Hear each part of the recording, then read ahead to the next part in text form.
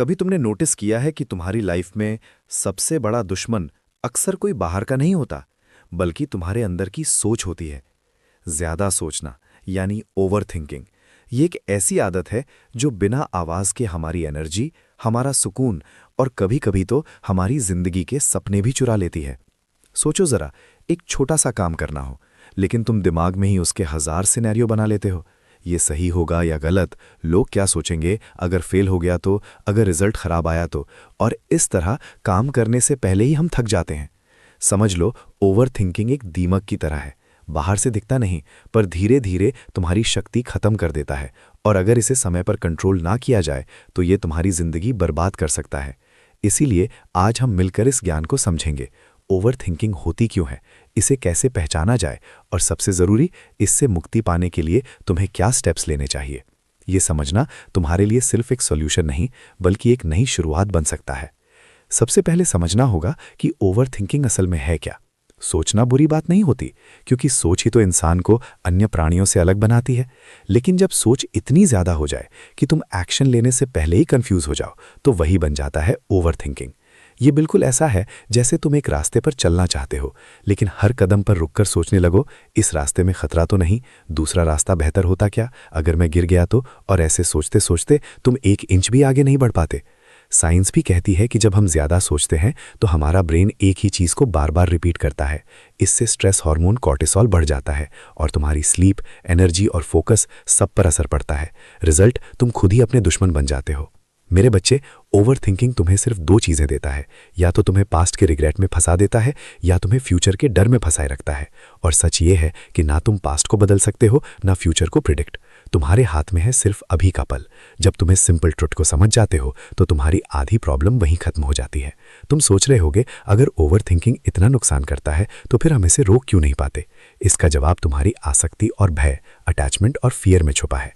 जब तुम किसी रिजल्ट के साथ अत्यधिक जुड़ जाते हो तो तुम्हारा मन बार बार वही गिनती करता है, अगर रिजल्ट खराब आया तो, अगर लोग हंसेंगे तो, अगर मैं हार गया तो, और यही सोच तुम्हें एक चक्रव्यूह में फंसा देती है। याद करो गीता का वो संदेश जो मैंने अर्जुन को दिया था, कर्मण्येवाधिकारस्ते मा फलेषु कदाचन। तुम्हारा सिर्फ अपने कर्म पर अधिकार है, फल पर नहीं। जब तक तुम फल की चिंता में फंसे रहोगे, तब तक तुम्हारा मन शांत नहीं हो सकता।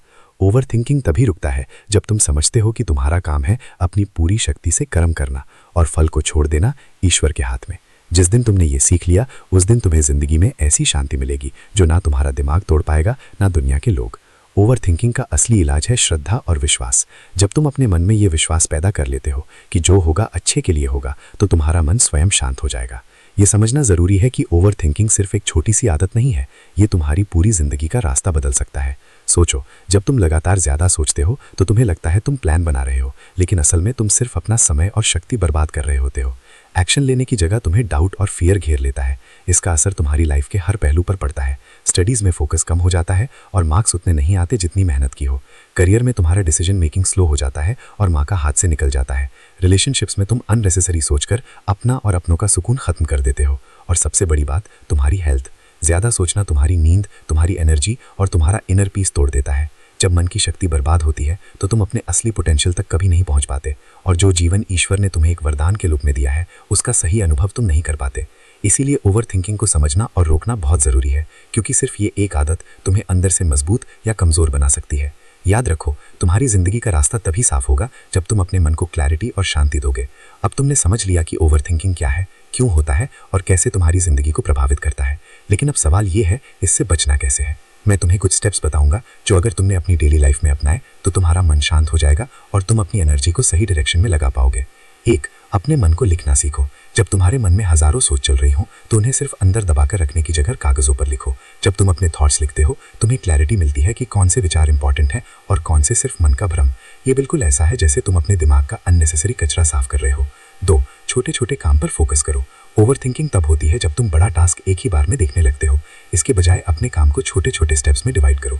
मान लो तुम्हें एक एग्जाम की तैयारी करनी है, तो एक बार में सिर्फ एक चैप्टर पर ध्यान दो, ना कि पूरे सिलेबस का सोचो। जब तुम एक एक कदम चलना सीख जाते हो तो सफर खुद ब खुद आसान हो जाता है। 3. अपने मन को व्यस्त रखो। मन कभी खाली नहीं बैठता, या तो तुम उसे सही काम में लगाओ या वो तुम्हें ओवर थिंकिंग के दलदल में खींच लेगा। इसलिए अपनी डेली रूटीन में कुछ कंस्ट्रक्टिव हैबिट्स शामिल करो, जैसे एक्सरसाइजेस, मेडिटेशन या कोई स्किल सीखना। जब मन व्यस्त होता है उसके पास नेगेटिव सोच के लिए जगह ही नहीं बची रहती। 4. मेडिटेशन और सांस पर नियंत्रण। सबसे शक्तिशाली उपाय है अपने सांस पर ध्यान देना। रोज 5-10 मिनट के लिए डीप ब्रीदिंग या मेडिटेशन करो। इससे तुम्हारा मन प्रेजेंट मोमेंट में लौट आता है। और याद रखो, ओवरथिंकिंग सिर्फ तब होती है जब तुम पास्ट और फ्यूचर में अटके होते हो। प्रेजेंट में रहना ही उसका सबसे बड़ा इलाज है। 5. डिसीजन मेकिंग के लिए टाइम लिमिट रखो। ज्यादा सोचने का एक रीजन ये भी होता है कि तुम डिसीजन लेने से डरते हो, इसलिए अपने आप को एक बाउंड्री दो।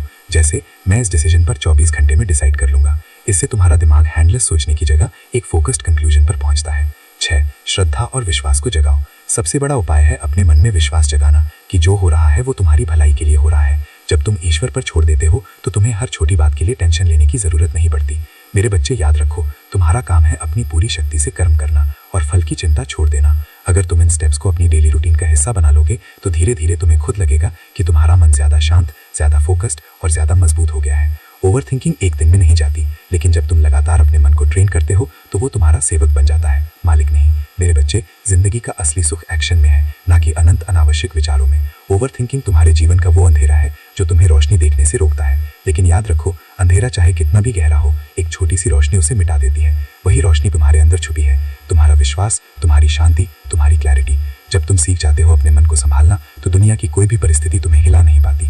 मैं तुमसे केवल इतना ही कहना चाहता हूँ, सोचो, पर इतना ही जितना तुम्हें सही दिशा दे। जब वो सोच अनावश्यक हो जाए तो उसे नियंत्रण करना जरूरी हो जाता है। एक्शन लो, क्योंकि कर्म के बिना सफलता नहीं मिलती। और सबसे जरूरी, फल की चिंता मेरे हवाले कर दो। तुम्हारा ये जीवन एक यात्रा है और हर दिन एक नया अवसर। अगर तुमने अपने मन को जीत लिया तो तुमने पूरे संसार को जीत लिया। अपनी शक्ति को भ्रम और डर में बर्बाद मत करो, उसे अपने सपनों को सच करने में लगाओ। याद रखो, मैं हमेशा तुम्हारे साथ हूँ, तुम्हें मार्ग दिखाने के लिए, तुम्हें सहारा देने के लिए।